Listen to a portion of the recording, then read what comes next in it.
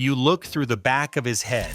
You held him up to your eye, peered through the tiny hole in the back of his skull, and you saw the world the way Steve Austin saw it. Magnified, bionic, powerful. You were 7 years old, and you were looking through a plastic man's telescopic eyeball in the middle of a toy store, and in that moment, you knew your life would not be complete until he was yours. Before we dive in, hit subscribe and drop a comment letting us know where you're watching from. His name was Steve Austin, and he stood 13 inches tall in a red tracksuit with a tiny logo on the chest.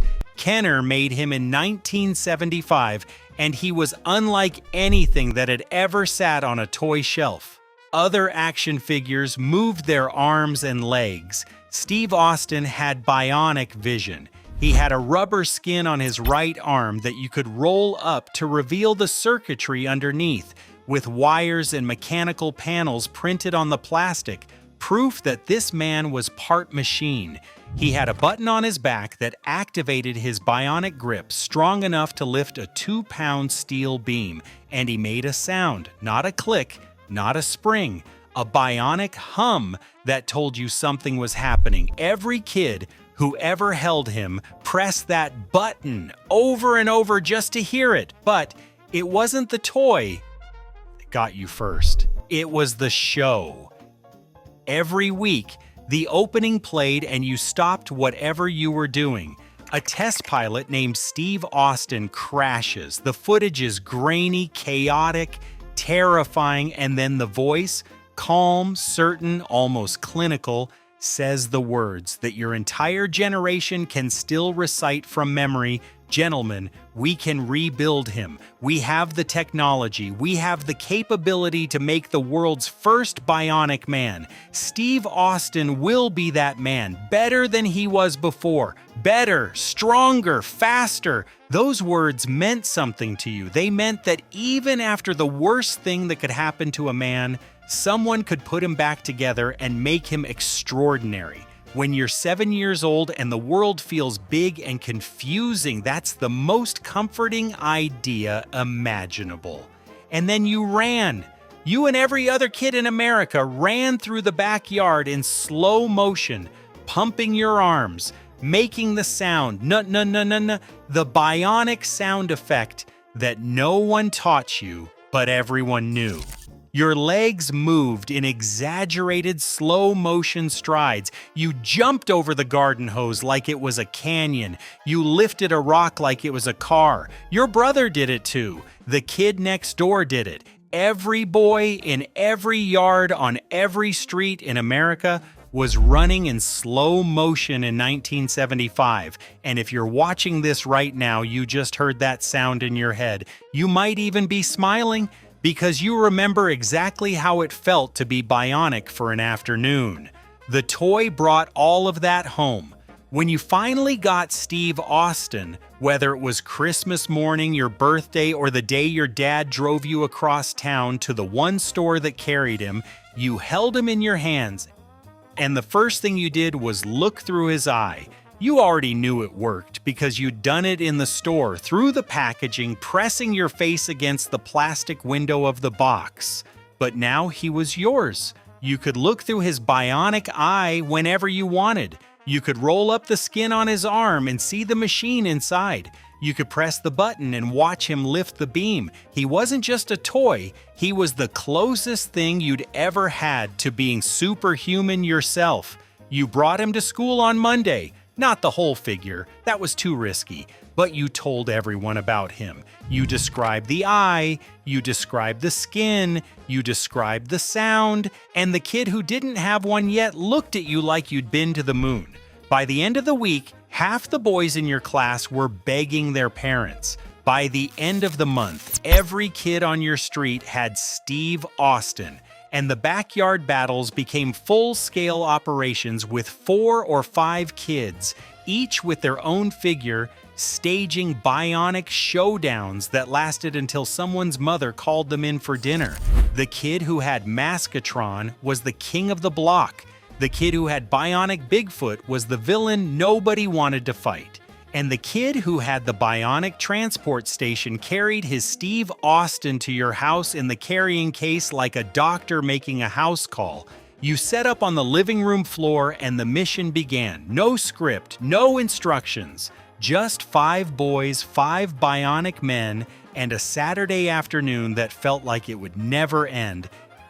And then you started collecting the others. Oscar Goldman came in a suit and a green turtleneck, looking exactly like the bureaucrat boss he was on the show. But Oscar had a secret, an exploding briefcase. You opened it one way and it looked normal. You opened it another way and the inside was scorched and blackened like a bomb had gone off. It was a simple optical trick, but when you were 8, it was spy-level technology. Oscar sat on the shelf next to Steve, briefcase ready, waiting for the next mission. Maskatron was the villain, and he was the single coolest enemy figure any toy line ever produced. He came with 3 interchangeable faces, his own robot face, a human disguise, and a Steve Austin face. You could make the villain look like the hero. You could set up a scene where Oscar does not know which Steve is real. Maskatron's arms and legs snapped off. He was designed to be destroyed and rebuilt, just like the concept of Bionics itself. You fought Steve against Maskatron 1,000 times, and every time Maskatron's limbs went flying across the carpet, you felt like you had saved the world. Then came Bionic Bigfoot, 15 inches tall, 2 inches taller than Steve. Andre the Giant played him on the show, and the toy captured that size and menace perfectly. Bigfoot towered over Steve on the bedroom floor, and the battles between them were the stuff of legend in your imagination. You staged ambushes behind the couch. You set traps under the bed. You had entire storylines that lasted for days, picking up each afternoon where you left off the night before.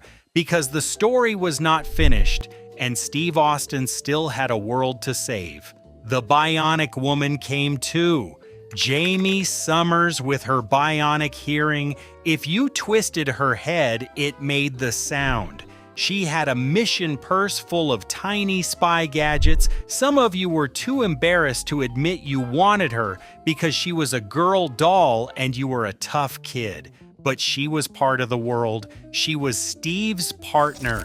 And secretly, some of you thought Lindsay Wagner was the most beautiful woman you had ever seen, even though you were 9 and did not fully understand what that meant yet.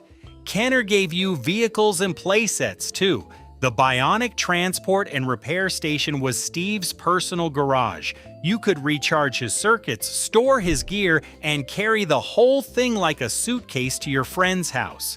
The Mission Control Center had dials and screens.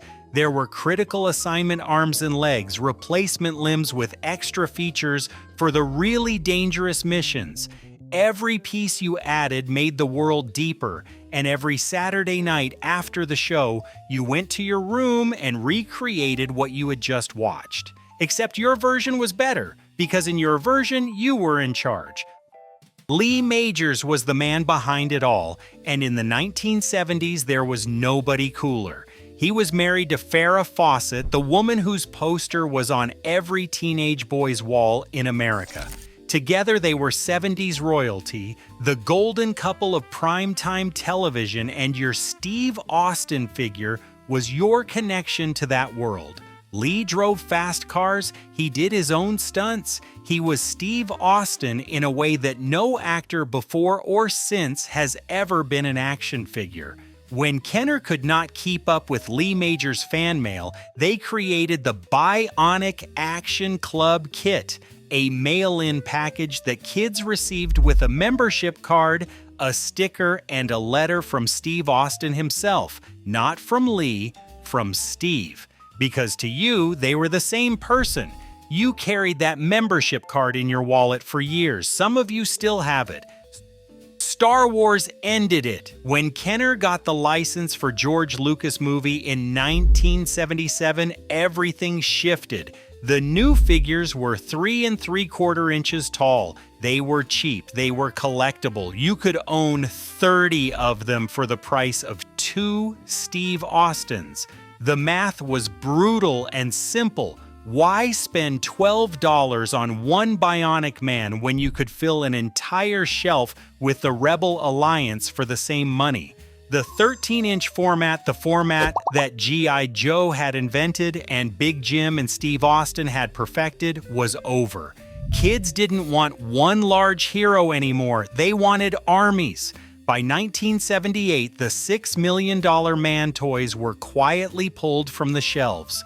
No announcement, no clearance sale, no farewell. Steve Austin just disappeared from the toy aisle, replaced by stormtroopers and X-Wing pilots and a farm boy from Tatooine who had never heard of Bionics.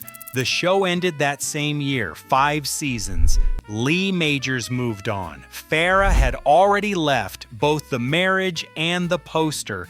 The slow motion running stopped, the bionic sound faded from backyards across America, and Steve Austin, the man who was better, stronger, faster, sat in a box in your closet, waiting for a mission that would never come. You didn't throw him away all at once, you just played with him less.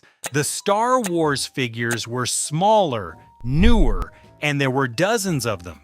Your Steve Austin went from the floor to the shelf, from the shelf to the closet, from the closet to the attic. One day, your mother asked if you still needed that doll, and you said, "He's not a doll, Mom, he's a bionic man," but you didn't fight when she put him in the garage sale box. You were 12. You had outgrown saving the world on the living room carpet, and the boy who used to run in slow motion through the yard now walked at normal speed and didn't make the sound anymore. Decades later, you saw one in an antique mall, or at a yard sale, or in an eBay listing at 2 in the morning when you couldn't sleep. And something in your chest tightened because there he was, 13 inches of red tracksuit and bionic promise, staring back at you from behind a glass case or a blurry photograph. And you almost bought him. Some of you did buy him. Some of you paid $100, $200, $500 for a toy that cost $12 in 1975. Not because it was worth that much, because the kid who looked through his eye in that toy store was worth that much, and you missed him. If you still have yours, you already know what happened. The rubber skin on his arm has turned brown and sticky. It crumbles when you touch it. The bionic eye is cloudy. You can barely see through it anymore. The joints are loose. The tracksuit is faded. The man who could lift 2 pounds can barely stand on his own. 47 years will do that, even to a bionic man. But close your eyes and you can still hear it. Nuh-nuh-nuh-nuh-nuh. You can still feel your legs moving in slow motion through the backyard. You can still see yourself holding him up to your eye in that toy store, looking through the back of his head, seeing the world the way Steve Austin saw it, bigger, closer, possible. They could rebuild him. They had the technology, but they never did. And the boy who ran in slow motion grew up, and the sound stopped, and the rubber skin rotted, and the bionic eye went dark. But you still remember every word, better, stronger, faster, and for a little while so were you. If Steve Austin was part of your childhood, tell us.